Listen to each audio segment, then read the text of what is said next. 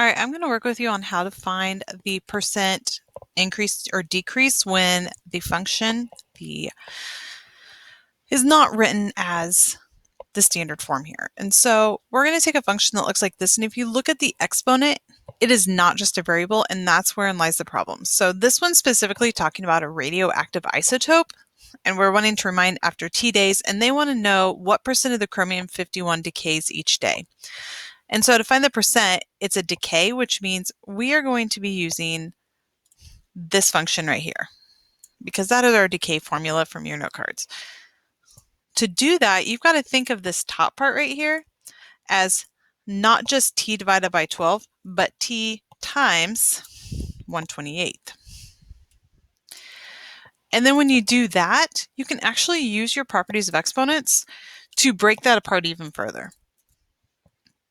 By doing that, we might, and remember that multiplication is commutative, so we're going to take this t and we're going to break this whole thing into its own thing.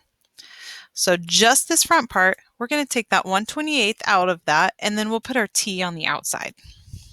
So that way we can actually do the math that shows up on this 0.5 and then do 1 to the 28th. So on your calculators, you would do 0.5 to the 1 over 28, and you would end up with something that looks, and this will be a rounded answer, but you could do this as y equals a, and then we'd have 0.9755 if I round to 4 decimals, and then this would still be to the t.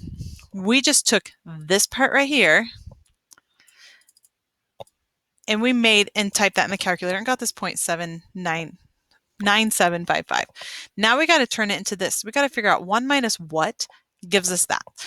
So you could do this as a whole separate equation if you wanted to and say, okay, 1 minus r is going to give us this 0.9755 and solve that for r. So you'd subtract 1, divide by -1. Anyway, you would get r to equal